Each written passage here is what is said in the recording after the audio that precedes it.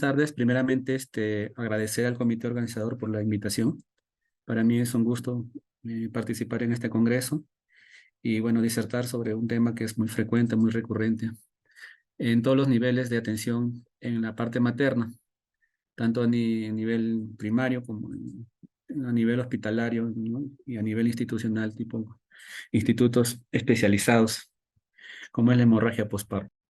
En realidad es un problema no solamente nacional, sino es un problema a nivel mundial. Como verán en esta gráfica, la hemorragia obstétrica es la principal causa de muertes maternas en el mundo, ¿no? Más o menos se estima, ¿no? Según la OMS, la fuente que les estoy citando, unos 127.000 defunciones anuales por esta causa.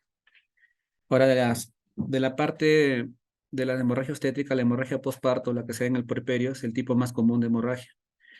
En total se estima que a nivel mundial se produce un total de 14 millones de casos anuales, no de muertes, sino de casos de gestantes que al momento del parto, del posparto, presentan o se enmarcan dentro del concepto de hemorragia posparto. En nuestro medio, las causas de muerte materna, como les presenté en esta tabla, entre el 2020 y 2023, o sea, en el periodo pospandemia, básicamente se da también en el puerperio, ¿no? Más o menos un promedio de el 60% de las causas de muerte materna se dan en el puerperio, un 29%, en un rango de 20-30% en el embarazo, como verán acá. En el parto, el 8-1%, y bueno, desconocidos, 1-2%, ¿no? La institución que más causas de muerte materna tienen, pues, es nuestro Ministerio de Salud, seguido por E-Salud, ¿no? También hay casos a nivel, pues, domiciliarios que se dan en esos casos, extrainstitucionales. Y de acuerdo al nivel de atención, bueno, la mayoría se da entre el nivel 2 y 3, ¿no? Que justamente eso, perdón, los que reciben la mayoría de casos que vienen referidos después del nivel primario, ¿no? Algunos ya vienen con cierto nivel de complicaciones. Que vamos a ver que el tema de la hemorragia no solamente es el tema de la pérdida de volumen, sino toda una serie de eventos que se van a suscitar. Y bueno, para reafirmar que lo que ocurre a nivel mundial, a nivel de nuestra región, nuestra zona, Perú, nuestro país, la hemorragia obstétrica, pues, todavía sigue siendo la primera causa de muerte materna. ¿Cuál es el tema acá? Primero, cuando uno quiere definir muerte materna, uno revisa diferentes bibliografías, guías OMS, guía alemana, la guía NACTA, que es quizás digamos, en la que se sostiene esta presentación, les voy adelantando, la guía NACTA del 2019. Hay punto de disconsenso o de sentimiento en cuanto a la definición, pero tratando de llegar a digamos, uno mismo sacando una deducción, tienen algo en común. Por ejemplo, en la OMS en el 2012, que habla que la hemorragia posparto, puerperal también como quieran llamarlo, es la pérdida sanguínea de más de 500 mililitros en 24 horas. Cuando ya es más de 1000 mililitros en 24 horas se habla ya de severa. Y cuando ya pasa los 2500 mililitros en 24 horas, estamos hablando de la zona de muerte, ¿no? Riesgo que amenaza la vida de la paciente. Este grupo representa el 3% de todas las casos de hemorragia posparto en la mayoría de nuestras instituciones. Pero es el grupo que más nos va a llevar a aumentar la tasa de mortalidad y es donde nosotros debemos tener la preparación, ¿no? Primero, en lo que es la prevención de ser factible. Segundo, el reconocimiento de los signos precoces de una hemorragia masiva. Y tercero, pues el tratamiento, ¿no? Si nosotros disponemos los recursos necesarios, vamos a ver que a nivel mundial siempre hay problemas en cuanto a la hemorragia postparto, en cuanto al abordaje, ¿no? Es algo en común. Por eso se está trabajando bastante en ese tema. La guía alemana, por ejemplo, en el 2021, reciente, habla de una hemorragia puerperal, una pérdida sanguínea más de 500 mililitros en 24 horas, pero para parto vaginal. Ahí hace una distinción entre qué es parto vaginal y parto cesárea. Y ahí hay un punto de discrepancia, ¿no? Porque en realidad la pérdida de volumen, independientemente del tipo de parto, es lo que va a llevar a las consecuencias, ¿no?, de esa paciente. Entonces no podemos decir que 500 para vaginal y 1000 para cesárea, pero particularmente a eso es lo que menciona la guía alemana, ¿no? Pérdida de 1000 para lo que es cesárea. El NAT, en cambio, ¿no?, en el 2019, independientemente del tipo de parto, ellos consideran hemorragia puerperal 500 mililitros en 24 horas, independiente, ya sea parto vaginal, parto cesárea. Severa ya cuando es más de 1000 mililitros en 24 horas y ya hay signos de hipovolemia. Ya hay signos de hipovolemia. Y amenaza para la vida es cuando hay más de 2000, 2500 mililitros en 24 horas asociado a choque hipovolémico. Muy bien. Entonces, son las diferentes conceptos, las diferentes definiciones, particularmente quien les habla más se guía por el NACTA 2019. Digamos, es la que más ha buscado evidencia basada en ensayos clínicos o siguiendo las pirámides de cuánto lo que es aceptación de conocimiento, pues, ¿no? ¿Cuáles son las causas? ¿Cuál es la etiología? Bueno, eso ya también supongo que es conocido por muchos de ustedes. No hemos descubierto la pólvora, pero más o menos sigue vigente el tema de las 4T como causales de hemorragia posparto, ¿no? La primera T que se refiere al tono, ¿no?, que representa el 69% de los casos, lo que es atonía uterina. Entonces, cuando uno se entrena en el tema de cómo abordar la hemorragia posparto, obviamente, pues te tiene que tener en el chip que la principal causa, ¿no?, es el tono uterino y deberíamos orientarnos a buscar eso, ¿no? Principalmente, pero también sabemos que otro grupo, un porcentaje no muy, para nada especial, el 20%, tiene que ver con trauma, lesión del canal de parto, tipo laceración, tipo hemotomas, tipo ruptura uterina en el caso de las cesáreas previas en algunos casos, ¿no? La inversión uterina, ¿no? También esa es una de las principales causas de hemorragia posparto.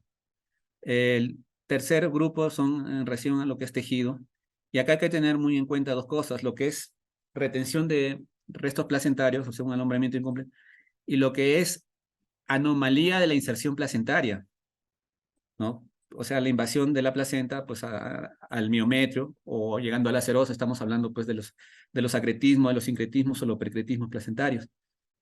Eso también es un grupo también considerable, el 10%. Y obviamente pues el 1% se refiere a las coagulopatías, ¿no?, a lo que es trombina.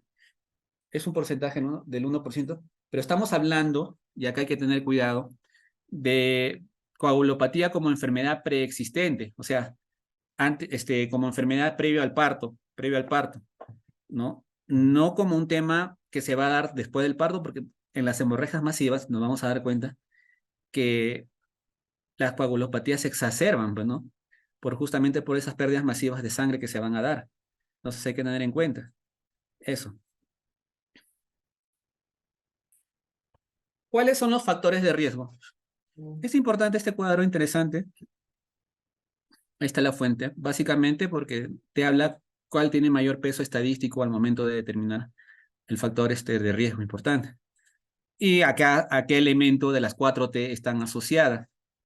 Por ejemplo, tenemos la sospecha de abrupto placentario, o lo que le llamamos el desprendimiento prematuro de placenta norma inserta, cuya factor o cuya etiología del posparto, de hemorragia posparto, es la alteración de la coagulación. Acuérdense que hay un consumo interesante, importante de fibrinógeno, ¿no? Entonces, tiene un OR de 13, por ejemplo, con un rango de 7.6 a 12.9. La placenta previa conocida, que tiene que ver con el tono uterino, ¿no?, también es un factor de riesgo importante. Y acá, por ejemplo, esto actualmente no debería ser una sorpresa, pues, en la mayoría de los casos clínicos, porque es algo que ya se debe diagnosticar durante el control prenatal. Y la idea de presentar estos factores de riesgos es que justamente se trate de establecer qué situaciones se van a presentar, ¿no?, al momento del parto, pero partiendo de un control estricto al momento del control prenatal, básicamente, ¿no?, valga la redundancia. Entonces, eso es importantísimo tenerlo en cuenta. Gestación múltiple, que va a influenciar sobre el tono. La preeclampsia, ¿no? La preeclampsia. Ustedes más que yo, mañana vamos a hacer la clase de lo que es síndrome de Hell, pero que es parte del cuadro hipertensivo del embarazo. Ya sabemos el modelo integrado, ¿no?, de la fetal medicine que nos propone la COG con sus cuadros en cuanto a sus factores de riesgo mayores y menores, y el uso profiláctico pues, de medicamentos para la prevención de la preeclampsia como la aspirina. Entonces también hay que tenerlo en cuenta. O sea, el control prenatal enfocado, obviamente bien enfocado, te va a permitir detectar a buen grupo de pacientes que pueden presentar estas complicaciones en el posparto y en ellos debemos incidir. Obviamente, pues hay intervenciones que sí tienen validez científica y hay algunas que quizás no, solamente quedan en una cuestión de experiencia personal de alguno u otro experto, pero no ha sido validada en algún ensayo clínico, ¿no? O en algún estudio observacional. El antecedente de hemorragia postparto, la obesidad, la cesárea de emergencia, sí es uno de los principales elementos a tener en cuenta en la hemorragia postparto, sobre todo las que se dan en expulsivo prolongado, ¿no? Técnicamente te puede llevar a una hemorragia postparto, ¿no? Y eso tiene que ver con el trauma, ¿no? Y hay que saber hacer el abordaje, ¿no? La técnica operatoria adecuada para tratar de mitigar la pérdida sanguínea. La cesárea de por sí es un procedimiento que te va a llevar a una pérdida sanguínea considerable, pero en una cesárea de emergencia esa pérdida puede aumentar y puede generar complicaciones en la paciente. Hasta la misma cesárea electiva. La inducción del trabajo de parto que está asociado al tema del tono, la placenta retenida, el, la episiotomía medio lateral o la mediana inclusive, ¿no? Está asociada al trauma. Actualmente, la OMS recomienda no hacer una episiotomía en forma liberal, ¿no? Sino restrictiva en casos muy especiales. Y hay quienes son más radicales en que nunca se debe hacer episiotomía la paciente. Y obviamente también se está abogando en muchas partes del mundo, en Inglaterra, en Francia, en algunas partes de nuestro Perú, en el sur, por ejemplo, o en las zonas altoandinas, ¿no? El parto fisiológico respetado en cuanto a la posición, la postura de la paciente, ¿no? Acuérdense que la posición de litotomía es una de las posiciones más antifisiológicas que existe. En realidad es más cómoda para el personal que atiende, pero no es lo correcto para el paciente, por un tema fisiológico, por un tema de anatomía de la paciente. Lo más correcto es el parto vertical, pero no se practica a nivel institucional mayoritariamente. Hay algunas instituciones que sí lo están practicando, a las cuales felicito, ¿no? Sobre todo en las zonas de la sierra están respetando las costumbres de los pacientes. Entonces, la episiotomía es un medio o un factor muy importante para generar trauma a nivel perineal con una consiguiente pérdida sanguínea. El parto instrumentado, el forceps, el vacuum, el trabajo de parto prolongado, la macrosomía corionitis en general. ¿Cuáles son los conocimientos necesarios? ¿Qué elementos debemos saber nosotros al momento de abordar al paciente con hemorragias postparto? O sea, ¿qué debemos tener en nuestro chip? Primeramente, ¿cómo podríamos abordar un diagnóstico? ¿Cómo sería un algoritmo para determinar la causa de la hemorragia postparto? ¿Qué es lo primero que yo debería hacer? O sea, se produce, supongamos, en el parto vaginal, ¿no? La salida del bebé, se produce el alumbramiento y viene el sangrado. ¿Cómo lo abordo? ¿Qué es lo que yo debería hacer? Entonces, lo primero que debe estar, y todo esto es cuestión de segundos también, ¿ah? O sea, debería ser. Ya vamos a ver qué nos recomiendan las escuelas europeas ahora actualmente, ¿no? Y algunos centros lo están haciendo para lo que es el abordaje de la hemorragia postparto. Primero es preguntar si se produjo o no el alumbramiento. O sea, la placenta, ¿salió completa o no salió completa? Salió, salió, sí. Preguntamos si está íntegra. No salió completa. Esa paciente tiene que ser sometida pues, a infusión de oxitocina, masaje uterino y una tracción controlada en el caso, ¿no? Se puede hacer, ¿no? Un escobionaje. Y podemos determinar dos cosas. Si es una retención placentaria, ¿no? En el caso se puede dar, y ese se hace una extracción manual, ¿no? Al momento de hacer la extracción manual, vamos a ver si hay plano de clivaje o no, o sea, una definición bien clara de las capas del útero, o sea, entre el endometrio, el miometrio, entre el endometrio, la placenta y el miometrio. Si hay ese plano de clivaje, era simplemente una retención placentaria, pero si no hay ese plano de clivaje, no se puede determinar posiblemente si es un agrietismo placentario, y esa paciente pues va a tener que entrar a una intervención quirúrgica, ¿no? Por si acaso, el agrietismo, ha habido casos donde se ha dado el parto ¿no? del feto y ha venido una placenta creta, ¿no? ¿No? Uno asume que la placenta creta generalmente está asociada a placenta previa y generalmente la placenta previa siempre entra oclusiva, entra a sala de operaciones. Eso es lo usual, pero hay acretismo sin necesidad de placenta previa y se da el parto vaginal y va a darse esa situación. Cuando veamos el tema de prevención, vamos a ver las recomendaciones. Si el alumbramiento se dio, se produjo el alumbramiento y la placenta está íntegra, lo que tenemos que hacer es examinar el canal de parto obligatoriamente. Está íntegra, examinamos el canal de parto. Y obviamente, si no está íntegra, estamos hablando de un resto placentario, podemos hacer un escobionaje, podemos hacer pues, un legrado puerperal, ¿no? Eso es ya el criterio del que dirige la evaluación de la paciente.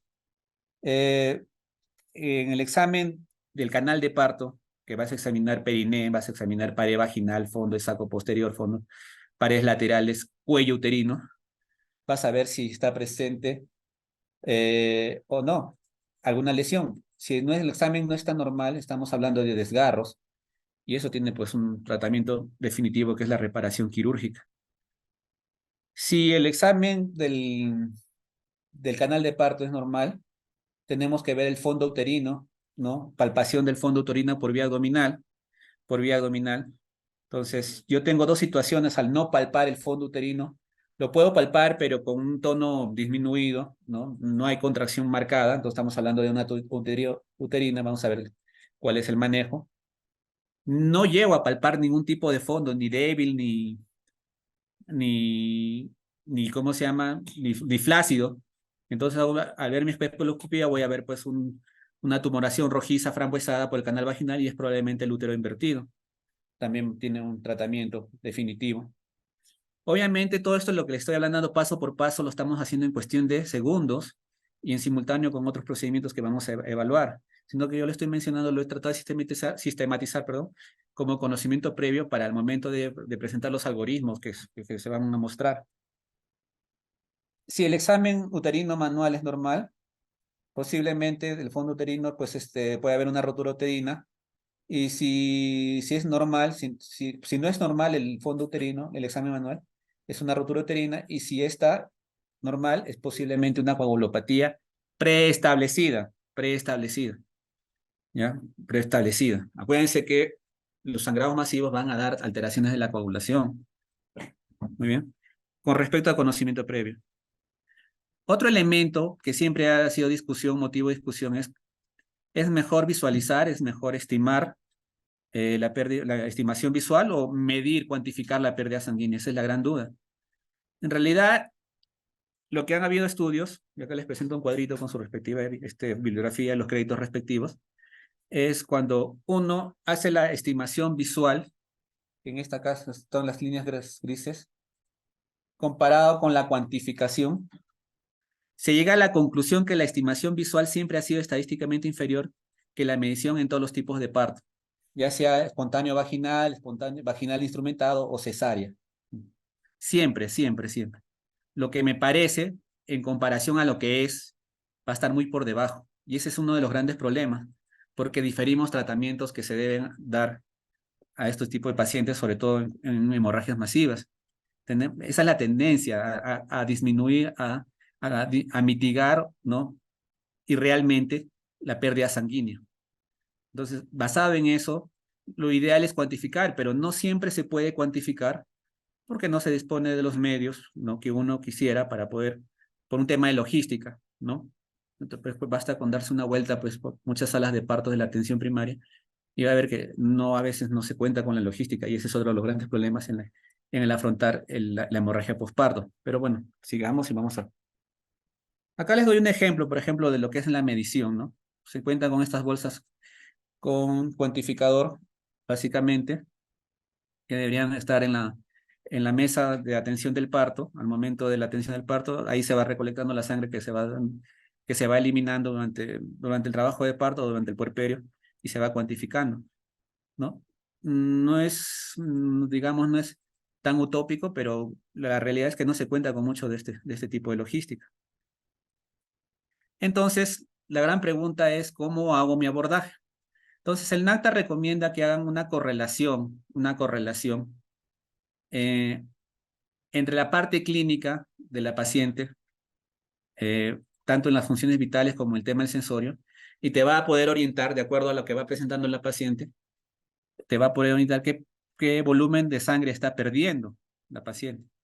Entonces, esta correlación, y le presento este cuadrito, que a los que tienen la oportunidad de hacer atención de parto, yo los recomiendo que lo tengan en grande, si pueden, en banner, al pie de la cabeza, de la cabecera de la paciente, en la sala de partos, para que tengan a la mano, ¿no? Hacer su correlación clínica con el tema de la pérdida de volumen sanguíneo. Entonces, por un lado tenemos la pérdida en porcentaje y en volumen, en esta fila, y los elementos clínicos que uno va a evaluar al momento del examen de la paciente, y vamos a establecer qué grado de choque puede presentar, si lo presenta o no lo presenta, y si lo presenta, en qué nivel está. Por ejemplo, una paciente que pierde entre el 10 al 15%, recuerden que la fisiología de la gestante, hay un aumento del volumen plasmático, ¿no? A partir de la semana 20, un 40-50%. Hay un aumento de la masa eritrocitaria. Y además que la gestación es un estado protrombótico, todo eso a la paciente la diseña, a la gestante, para que pueda tolerar entre 800 a 1000 mililitros de pérdida sanguínea, ¿no? Sin tener mayor relevancia clínica en las funciones vitales de la paciente, ¿no? Ese también es un dato muy interesante y eso hay que compartirlo. Entonces evaluamos sensorio, perfusión, pulso, presión sistólica y establecemos con todo eso el nivel de choque. Entonces, en una paciente que está entre el 10-15%, el sensorio es normal, la perfusión es normal, el pulso está entre 60 y 90 y la presión arterial sistólica por encima de 90. Hemodinámicamente es una paciente estable. Muy bien. Cuando ya sobrepasa el 15% y llega al 25%, o sea, entre 1000 a 1500, la paciente puede estar un poco agitada, puede haber palidez o frialdad distal y el pulso tiende a llegar a 100. Y la presión arterial sistólica sí o sí cae entre 80 y 90, y estamos hablando de un nivel de choque leve. Cuando está entre 26 a 35%, o sea, hasta 2000, estamos hablando de que la paciente ya se encuentra agitada, ya hay sudoración, no hay diaforesis, hay palidez, hay frialdad, y el pulso ya está llegando, pues, bordeando los 120, y la sistólica entre 70 y 80, y estamos hablando de un choque moderado. Y obviamente por encima del 35, por encima de 2000 mililitros, algunos dicen 2500, yo particularmente me ciño a lo que es 2000, va a estar letárgica y consciente, y se ve que la paciente, su sensorio se va a ir deprimiendo paulatinamente a medida que va perdiendo sangre. Eso no está en discusión. Entonces, yo no puedo decir que una paciente que está letárgica va a decir, pues, me parece que ha sangrado 600, 700. No, no es lógico, no hay una correlación. Entonces ahí manda a la clínica y asumimos que esa paciente está perdiendo volúmenes por encima de 1500, de 2000. Muy bien. Palidez, frialdad, sudoración, llenado capilar más de 3 segundos, pulsos por encima de 120 y la presión sistólica por debajo de 70. Estamos hablando de un choque severo. Este grupo, como le vuelvo a repetir, si no se cumple un protocolo estricto, ¿no? Con normas diseñadas, esa paciente se va a morir. Así de simple. Entonces, es este grupo donde tenemos que nosotros dar toda nuestra capacidad logística a su servicio para poder salvarla de esa situación de la zona de muerte, como le llaman.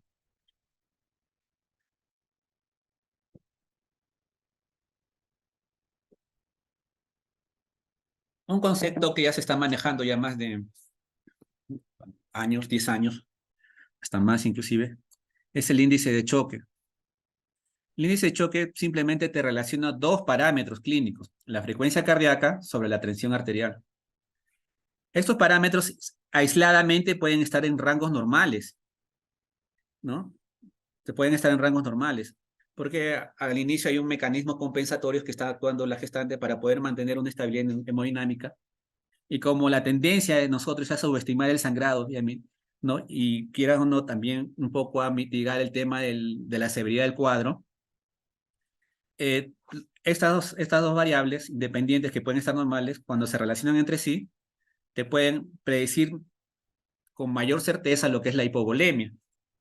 Entonces, un índice de choque en obstetricia, en la parte obstétrica, normal se considera entre 0.7 a 0.9, y valores por encima de 0.9 se consideran, pues, anormales, ¿no? Y esa paciente, pues, posiblemente sea tributaria de transfusión de hemoderivados. Esa es otra de las situaciones que quizás nosotros hemos no hemos manejado muy bien a lo largo de los años y hemos diferido el tema de las transfusiones, ¿no? Por un tema de logística, de la misma aceptación por parte de la paciente. Entonces, hemos diferido, hemos postergado y hemos puesto una espada de Damocles en el pronóstico de la paciente. Entonces, eso es importante tenerlo en cuenta. Otro concepto previo que debemos manejar. ¿Cómo es el enfoque? ¿Cómo sería el enfoque de la hemorragia posparto? ¿Cómo sería el enfoque en general, en global? Hay mucha información actualmente. Yo les recomiendo, al final les doy el tema de la guía NACTA, que es digamos, la que más he revisado. También he revisado el tema de la COG y todo lo demás. Hay muchas coincidencias, pero eh, sus recomendaciones se basan básicamente en ensayos, ¿no? En evidencia médica, clínica.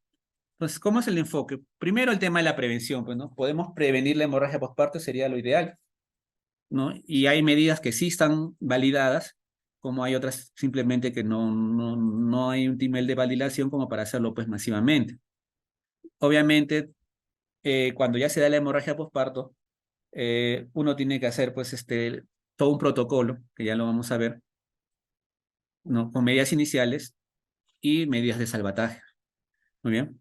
Pero vamos a enfocarnos en la prevención. ¿Qué es lo que está aceptado? El manejo activo del tercer periodo, la determinación de la ubicación e inserción placentaria, es importantísimo. Se puede saber preparto, preoperatoriamente, si nos vamos a enfrentar a un acretismo placentario. Hay exámenes, ¿no? Que sí te pueden orientar y que te dicen, sí, pues esta paciente tiene alta probabilidad de ser un acretismo placentario y obviamente si tú vas a hacer una intervención quirúrgica ya sabiendo que vas a entrar a un acretismo placentario, vas a entrar con toda la logística habida y por haber. Es la primera cirugía de la mañana, los dos ginecólogos de la institución, los dos o tres disponibles, que tengan cierta experiencia, experticia en ese tipo de patología, comunicar ya al banco de sangre, sabes que vamos a operar a una paciente con agredismo placentario, tenme ya disponible los paquetes globulares, entre otras situaciones, el anestesiólogo también ya va a estar informado. Entonces no nos va a dar el instrumental que uno debe hacer y la técnica quirúrgica que uno va a emplear, ¿no? Porque hay técnicas que se están recomendando actualmente para ese tipo de pacientes, es justamente eso, ¿no? Para mitigar las pérdidas sanguíneas. Y otra medida es la prevención y tratamiento de la anemia. O sea, lo ideal es que una paciente después llegue a- al trabajo de parto con más de 12, 13 de hemoglobina, no entrar pues con 10.8, 10, 9.9 al trabajo de parto, ¿no? Con ese nivel de hemoglobina, ¿no? Y entonces eso se hace en el control prenatal. Dentro de las medidas iniciales, ¿no? Obviamente, vamos a ver lo que es la estabilización hemodinámica. Es posible saber la causa y el tratamiento de la hemorragia puerperal, el tratamiento adyuvante farmacológico, ¿no? Y obviamente las medidas para mitigar la pérdida sanguínea. Las medidas de salvataje, las cirugías de rescate, los protocolos de transfusión masiva, ¿no? Con rescate hemodinámico. Un poquito más en el tema de la prevención.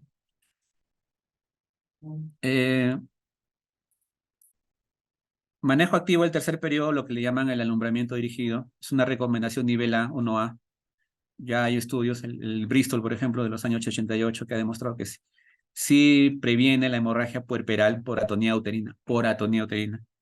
¿En qué consiste? En la administración de un agente uterotónico, preferentemente la oxitocina, 10 unidades intramusculares después del nacimiento. El estudio original era con la salida del hombro anterior, ¿no? Era una propuesta adecuada, pero el tema es que no han contado que hay zonas donde no hay control prenatal y a veces nos damos con la sorpresa que había un segundo bebé, ¿no? Después de la salida del primer bebé, era un gemelar. Esos casos se dan, ¿no? Entonces, primero tienes que ver el bebé salido y asegurarte que no haya un segundo bebé y proceder pues a la administración de la oxitocina intramuscular. Tienes que estar entrenado en maniobras de tracción controlada, con maniobras de contratracción para desprender la placenta. Y obviamente el masaje del fondo uterino después de la expulsión de la placenta. Ese es en resumen, ¿no? Lo que es el manejo activo del tercer parto. Me reafirmo en el tema de la determinación de la ubicación e inserción placentaria. Ecográficamente, una ecografía de nivel, sí. Entonces, toda paciente con riesgo de anomalía de inserción placentaria debería ser evaluado en la medida de lo posible por un especialista en ultrasonido que tenga experticia en detectar este tipo de situaciones. ¿no? Por ejemplo, acá se ve, lo he sacado de la Fetal Medicine, ¿no? Del curso que llevamos. Es gratuito, los pueden acceder, ¿no? Y bueno, obviamente de ahí presentar sus imágenes para certificar. En este caso, ves, por ejemplo, tenemos la inserción placentaria y vemos que entre la placenta, que es esto, y la línea del miometrio, hay una zona negra que le llaman la zona clara, que es una zona normal, que te dice que hay clivaje en esa zona. En cambio, en esta zona, ya llegando a la zona vesical, a la pared vesical, la placenta no hay una zona de clivaje, se pierde esa línea negra con respecto acá, y se nota que está infiltrando las paredes del miometrio. Entonces acá ya se sabe que hay una anomalía en la inserción placentaria, entonces ese paciente, pues como le dije, entra con todas las condiciones, ¿no? Para la intervención quirúrgica. Una de las técnicas que recomiendan, por ejemplo, en este caso, es hacer la extracción fetal por fondo uterino, ¿no? Y ni bien sale el feto, clampar las arterias uterinas y sacar todo el útero en bloque, ¿no? Sin deshacer desprendimiento de la placenta, ¿no? Esa es, por ejemplo, una de las técnicas que se está implementando. Y con eso mitigas la pérdida sanguínea y vas a mejorar el pronóstico puerperal de la paciente porque no hay habido esas pérdidas masivas que se daban pues, cuando te dabas la sorpresa de que era un agretismo placentario. En cuanto a la prevención y tratamiento de la anemia, la OMS recomienda pues, en la toda gestante que no está con anemia, suplementación diaria de hierro elemental de entre 30 y 60 miligramos como prevención. Y si la paciente ya está con anemia, en el tratamiento usar de 100 a 200 miligramos de hierro elemental por un periodo de 3 meses y controles hematológicos correspondientes. Muy bien. ¿Qué pasa si ya se produjo el sangrado? ¿No? Caballero, pues, ¿no? Primero es la activación de un protocolo de hemorragia puerperal, ¿no? El auxilio. En nuestro caso, en nuestro hospital, porque hemos tenido un caso de muerte materna por hemorragia. No por la hemorragia en sí, sino por no haber manejado el tema postparto de lo que es ¿no? Un tema de los hemoderivados, vamos a ver qué importante es. Eh, Hemos implementado un protocolo con una alarma, una sirena, ¿no? Establecida, donde sala de operaciones, emergencia, banco de sangre, laboratorios, ya están disponibles, ¿no? Y no estar llamando, porque ese es un tema bien fastidioso a veces. La confusión es las torres de Babel, ¿no? Todo el mundo habla, todo el mundo dice, y no hacemos nada por la paciente, es más que pelearnos entre nosotros, por decirlo así, ¿no? El manejo de la hemorragia puerperal ahora es un tema de prioridad, le llaman clave roja en las instituciones, y nosotros hacemos lo que se llama un manejo multidisciplinario donde está involucrado un ginecólogo, un anestesiólogo, el intensivista, ¿no? Los centros que dispongan de intensivista, la obstetra, el personal de obstetricia, enfermería, laboratorio, banco de sangre, todos tienen que estar ya alertas, ¿no? Aquí hay una paciente, una clave roja, y tiene que haber una señal, ¿no? En el caso de nosotros es una sirena, ¿no? Diferenciada cuando se produce en sala de partos, cuando se produce en sala de operaciones, cuando se produce en emergencia o en hospitalización, ¿no? Si bien es cierto, el mayor grupo de hemorragias puerperales se da en las primeras 2 horas, eso no está exento de que se produzca pues 12 horas después, ¿no? Así que también hay que tener en cuenta, ¿no? Entonces, una vez que se activó el protocolo de hemorragia puerperal, hacemos las medidas iniciales. ¿Cuáles son esas medidas iniciales? Obviamente la colocación de oxígeno, el monitoreo de las funciones vitales, el evitar la hipotermia, el calentamiento de la paciente. Acuérdense que la hipotermia en pérdidas masivas altera los factores de coagulación junto con la acidosis. Es importante eso. En la medida de lo posible, por la teoría dice, ¿no? Establecer 2 accesos venosos, ¿no? El número 18, a veces por un tema de logística o por un tema de que la paciente colapsa su sistema circulatorio periférico, no es tan sencillo canalizar esas 2 vías, por en la medida de lo posible. 2 accesos venosos, de que deben ser 2, sí, pero a lo que me refiero es al número ¿no?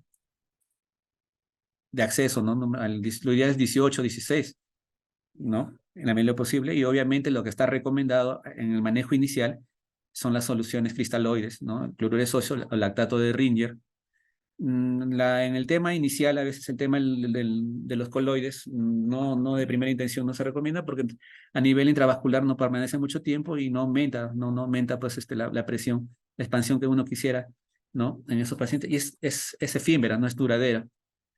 Lo ideal es que el anestesiólogo justamente se acerque para proveer la analgesia adecuada para que el personal que se encarga de evaluar a la paciente de la posible causa pues pueda tener una mejor evaluación.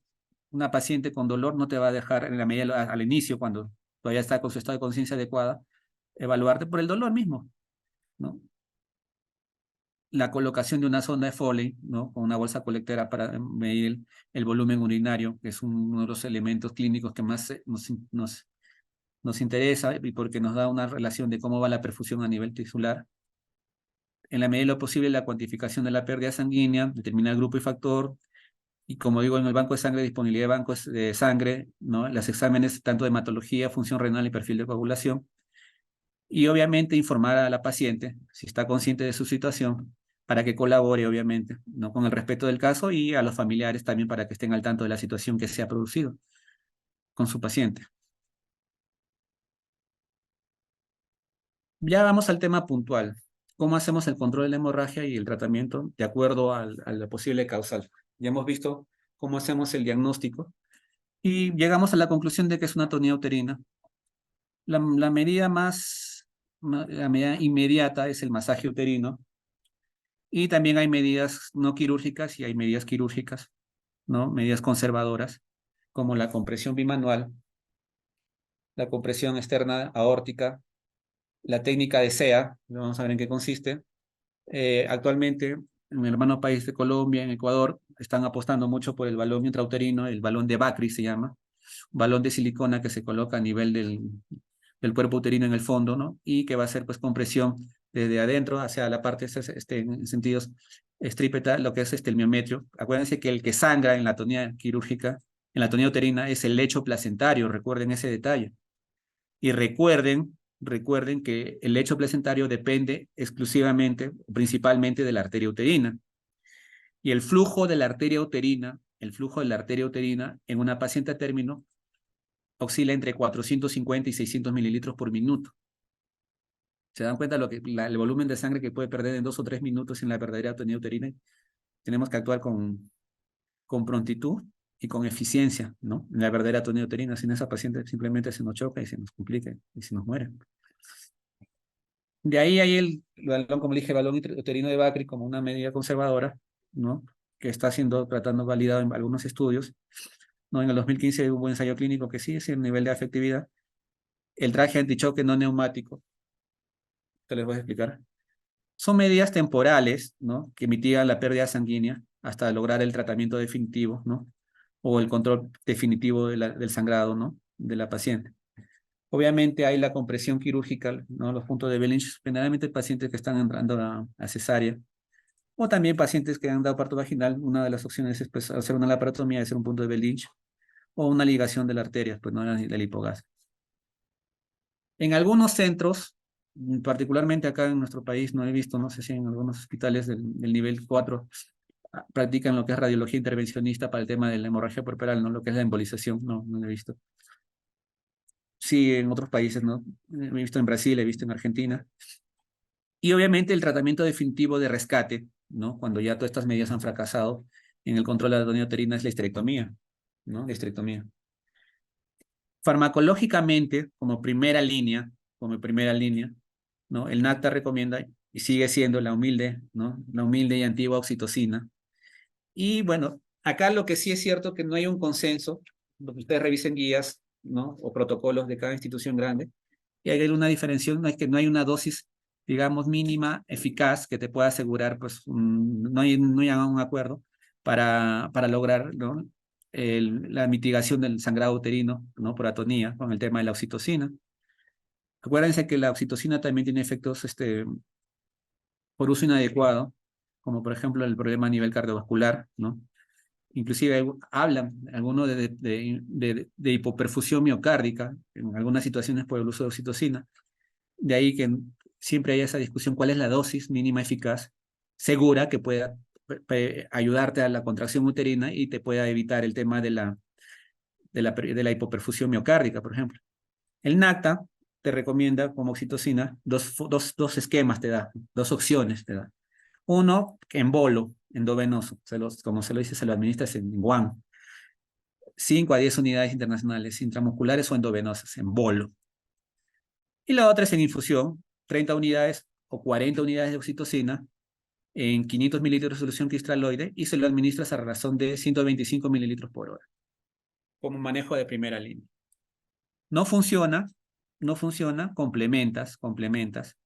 Segunda línea, ergometrina, 0.2 miligramos intramuscular. No funciona, prostaglandina, misoprostol, 800 microgramas sublingual, ya no se usa la vía transrectal en el tema de hemorragia posparto. Usábamos 1200, si no me equivoco, ¿no? Según la Flaxó cuando yo era residente en 2006.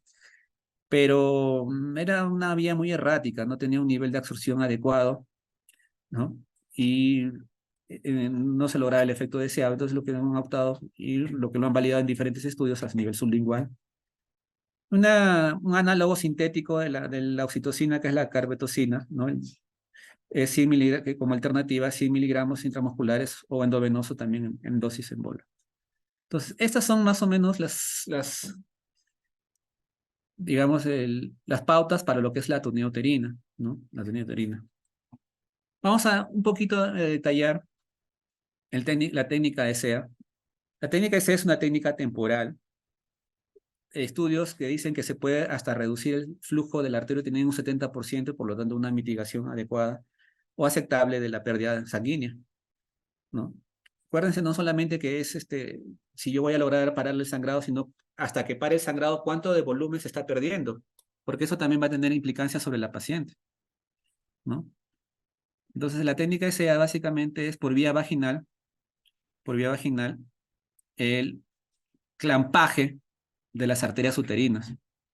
Un espéculo anterior, un espéculo posterior, labio anterior, labio posterior, sigues el trayecto del cervix hasta la zona donde teóricamente debe discurrir la arteria uterina, ¿no? Empezando el cuerpo uterino, y ahí haces tu clampaje bilateral, ¿no? Y observas si hay disminución del sangrado, y mientras tanto vas haciendo tus medidas, pues, ¿no? Para lo que es lograr la reversión de la atonía uterina en el caso se dé.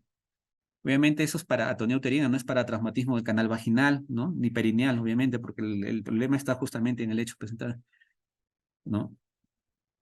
En el segundo lado están viendo, por ejemplo, este instrumental, este aparato de silicona, ¿no? Que se va insuflando, se va colocando se coloca a nivel intrauterino, ¿no? Como colocar un DIU, digamos así, y se va insuflando con solución salina y va haciendo la compresión de la parte interna hacia la parte externa, en ese sentido, ¿no? Del lecho placentario, ¿no? Justamente para mitigar también, acuérdense que el lecho es el que sangra, mitigar pues la pérdida sanguínea, es el balón de Bacre. Algunos autores nacionales están probando pues una alternativa, no una alternativa, no, sino una artesanal del balón de Bacri, ¿no? Por el tema de costo, logística, pues, ¿no? Yo particularmente no le he visto utilizar acá en Perú, ¿no? O sea, no he tenido esa oportunidad, ¿no? Le soy honesto, pero lo presento como bibliografía porque sí, en Colombia y Ecuador ya hay bastante experiencia con este balón de Bacri. El traje antichoque no neumático. Este no trata la pérdida sanguínea, sino lo que hace es redistribución del flujo. Evitar que a la paciente que está sangrando hay una redistribución de flujo. Ten en cuenta que es un traje de neopreno que se va a administrar a nivel de tobillo, las piernas, los muslos, a nivel pélvico y a nivel abdominal, que lo que va a hacer es compresión, ¿no? Entonces va a aumentar el volumen de precarga y va a redistribuir el flujo a nivel central, protegiendo órganos importantes como el cerebro y el corazón. Redistribución del flujo. Hasta que se pueda lograr pues, el tratamiento, la mitigación definitiva del sangrado. O sea, previene que la paciente se choque por hipoperfusión tesular, ¿no? Eso es lo que hace ¿no? Este trajecito.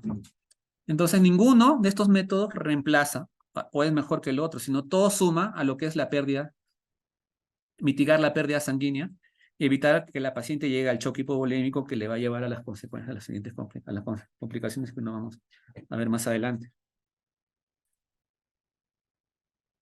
Obviamente, si ya tú tienes el diagnóstico de una retención placentaria, vas a hacer una extracción manual. Si tienes un traumatismo del canal de parto, ya sea un hematoma o una ruptura, un desgarre vaginal, vas a hacer pues, la evacuación del hematoma con la consciente reparación, la reparación con sutura en los casos de los desgarros de la pared vaginal. En caso de ruptura uterina, la reparación quirúrgica y en algunos casos, si no es factible, lo que es la histerectomía de rescate, En la inversión uterina, lo que es la inmediata reposición manual, si se pudiese en la medida de lo posible, si no, pues entrar por la parotomía, hacer la reposición o si no, simplemente una esterectomía rescate. Lo ideal si hay estabilidad hemodinámica, en estos casos, aplicar anestesia regional en la paciente. Si es un procedimiento quirúrgico que va a tomar mucho tiempo o hay, ¿no?, una inestabilidad hemodinámica, anestesia general. Y obviamente para los amigos anestesiólogos, evitar anestésicos que relajen el útero, ¿no? Eh, mucho en otras latitudes, en Europa, ¿no? En Austria, Alemania, Francia, Inglaterra, los anestesiólogos dominan mucho ese tema de lo que es el tema de la hemorragia postparto, porque ellos en realidad son los que nos dan el soporte hemodinámico muchos antes de que esa paciente pase a UCI, ¿no? Inclusive hemos hecho hace poco un seminario, ¿no?, en el Medscape, de educación, ¿no?, para acreditar sobre lo que es manejo de este tipo de pacientes, y la charla lo han dictado anestesiólogos, ¿no?, básicamente. Entonces, eso también es un dato que les doy, que no es exclusivamente del ginecobstetra, no es un manejo, como le digo, multidisciplinario.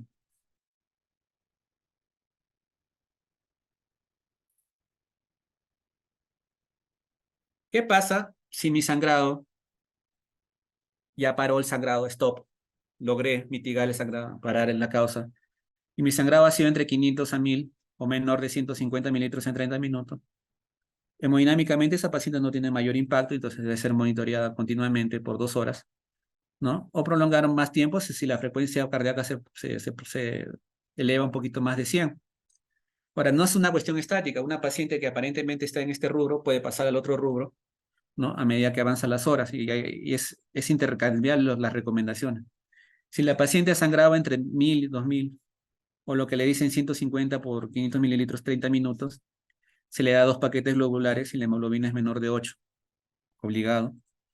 Y acá hay un tema, bueno, que en nuestro medio, estaba averiguando, no sé si, bueno, me estoy equivocando, bueno, si tienen ustedes esa oportunidad de decirme este dato. Cuando se hace el estudio del fibrinógeno, vamos a ver ya en adelante qué impacto tiene el fibrinógeno en este tipo de pacientes. Cuando es menor de 2, una de los fármacos que más se administra es el ácido tranexámico.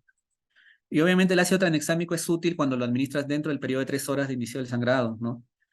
No te va a reemplazar al uterotónico, no te va a reemplazar a la transfusión masiva, perdón, a la transfusión sanguínea si es que requiere, ¿no? Pero te va a contribuir a mejorar el pronóstico de la paciente, ¿no? Y hay un estudio, ¿no?, que ha demostrado que disminuye la mortalidad en este tipo de pacientes. El ácido tranexámico, acuérdense, es un antifibrinolítico, se adhiere al plasminógeno y evita que la fibrina se degrade, ¿no? Por lo tanto, estabilizando más el tema del coágulo. Administrar 1 gramo, ¿no? Y en otras latitudes, como le digo, ese es el dato que quisiera, administran de frente concentrado de fibrinógeno, 3 gramos, ¿no?, cuando el fibrinógeno está por debajo de 2 gramos por litro, ¿no?, en la concentración. Mantener la presión arterial y el gasto cardíaco con cristaloides y monitoreo cada 30 minutos, ¿no? Cuando hay estabilización hemodinámica, ya se paró el sangrado y la paciente mantiene todos sus constantes durante un periodo más o menos de 6 horas de observación, teóricamente esa paciente, pues, digamos, su evolución se podría decir que es favorable, y podría salir ya de la zona de peligro en cuanto a hemorragia.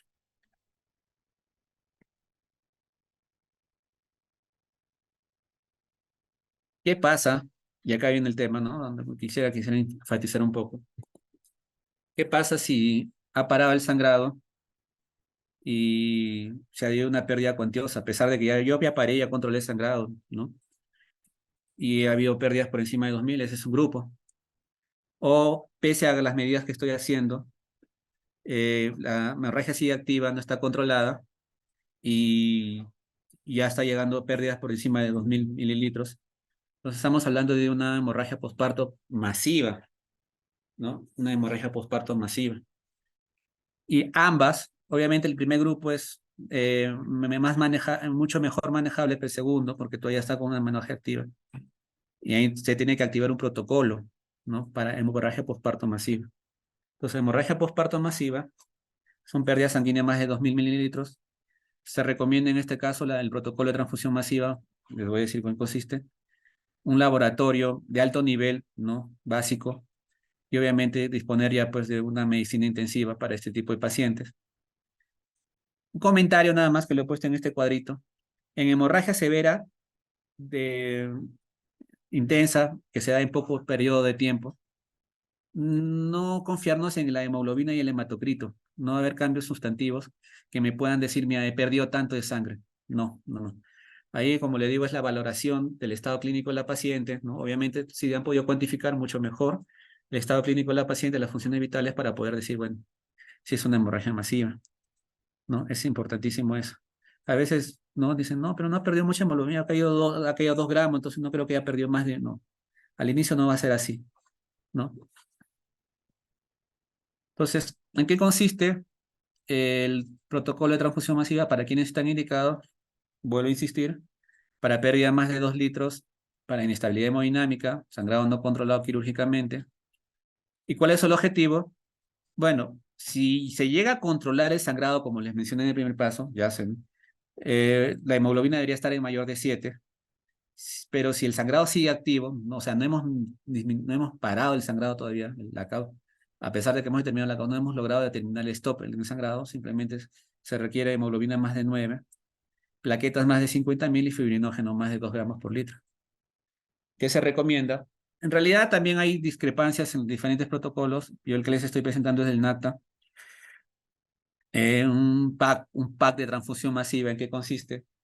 En 6 paquetes de glóbulos rojos, 4 plasmas fresco congelados y un crío precipitado de inicio, ¿no? De inicio.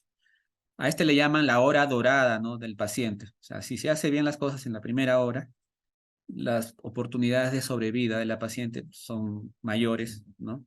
Si uno difiere, se nos pasa por alto, ¿no? Y la hemorragia masiva no la tenemos muy clara, ¿no? El pronóstico puede ir siendo ominoso a medida que avanzan las horas.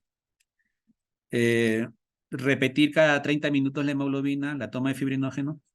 Y acá hay un test que utilizan en algunos países de Europa, también acá en Sudamérica he visto, ¿no? En Argentina, en Brasil, en Chile. En Perú, no sé si en algunos, supongo que en el Almenara, el Revalete ya lo están implementando. Son los test viscoelásticos. Ahora les voy a explicar por qué están, digamos, tratando de usar más esos test. No hay quienes tienen sus detractores, ¿no? Pero bueno, ahorita les... El ácido tranexámico en este tipo de paciente, 2 gramos. Concentrado de fibrinógeno, 6 gramos, 6 gramos, si el fibrinógeno es menor de 2. Obviamente, no hay que ser muy genio para saber que en un sangrado masivo el fibrinógeno cae, pues, ¿no? Entonces, la reposición de fibrinógeno lo más pronto posible es uno de los pilares del tratamiento de estos pacientes. Acá sí podría ser útil el tema de los coloides y sobre todo los agentes inotrópicos, los vasopresores. Monitoreo cada 30 minutos y repetir la conducta transfusional, ¿no? Logrando los objetivos, manteniendo los objetivos que les he escrito en la parte superior, en este lado, manteniendo esos objetivos, hasta que los parámetros sean corregidos y sobre todo la hemorragia puerperal sea controlada, ya stop, ¿no? La causa del sangrado. ¿Qué sucesos se van a dar en una hemorragia masiva? Entonces vamos a ver un poquito. ¿Qué sucesos se van a dar? Bueno, va a haber pues uno, dilución de los factores de coagulación por reposición de volumen. O sea, a una paciente que sangra le estamos administrando cristaloides y obviamente pues va a haber dilución de los factores de coagulación por esa administración, ¿no? De cristaloides. Por el mismo sangrado va a haber una reacción, una activación de la cascada de coagulación, ¿no? Va a haber una reacción de coagulación que consume esos factores, ¿no? Y entra a tallar el fibrinógeno en la formación del coágulo. Pero por la misma pérdida en esa sangre no se va a glóbulos rojos exclusivamente, ¿no? También se van factores de coagulación en esa sangre perdida. Entonces también están disminuyendo. 3 elementos que van a exacerbar, ¿no? Una coagulopatía o van a generar una coagulopatía si no es corregida adecuadamente en el momento oportuno.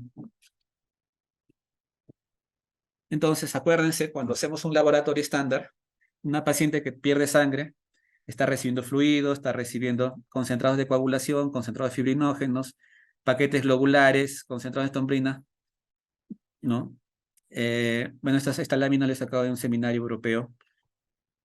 Por eso ellos utilizan ese tipo de elementos, pero bueno, lo que también utilizamos en nuestro medio también van a generar dilución, van a generar pérdida, van a generar consumo y van a generar reemplazo. Entonces, cuando nosotros hacemos un laboratorio estándar siempre, ¿no? Hacemos el tiempo de tromboplastina activada, el tiempo de tromboplastina o el tiempo de tromplina, en una situación dinámica de pérdida activa de sangre, te va a dar una información diferida,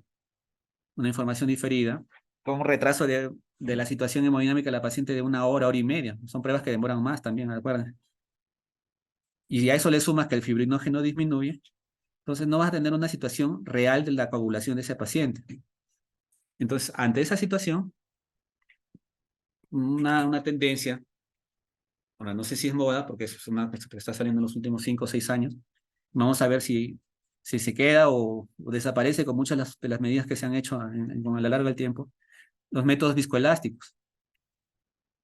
Este es un anacronismo para que sepan cómo es el tema, ¿no? De la coagulación.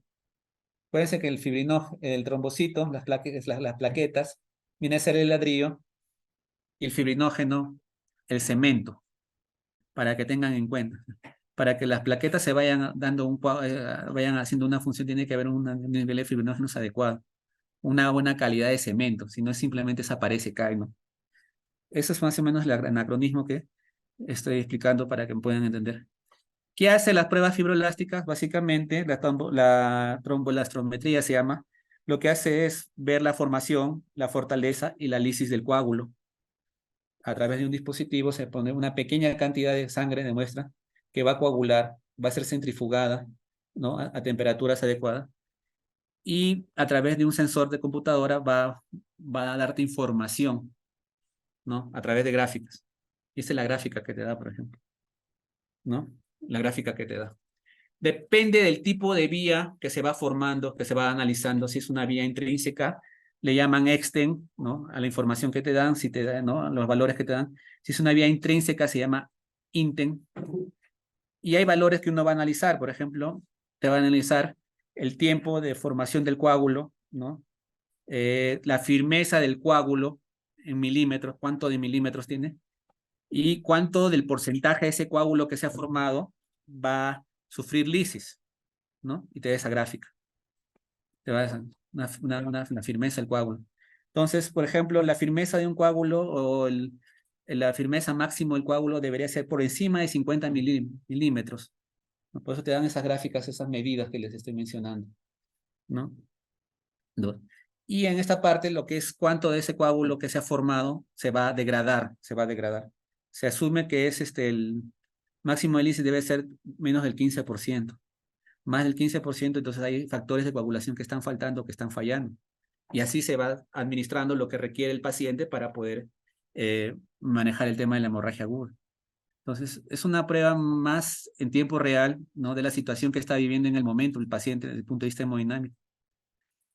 Acá, por ejemplo, les doy un ejemplito nada más para que me lo entiendan. En realidad no queremos ser hematólogos, sino lo que estoy tratando de mostrar en esta lámina es cómo tratan de manejar actualmente el sangrado agudo, sangrado activo.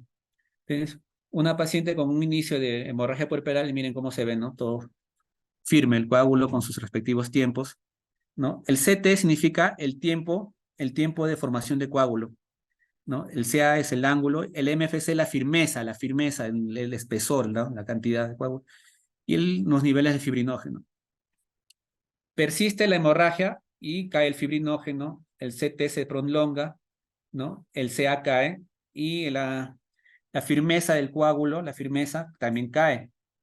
Y se le administra transfusiones de fibrinógeno, por ejemplo, y teóricamente recupera un coágulo dentro de estándares adecuados, ¿no?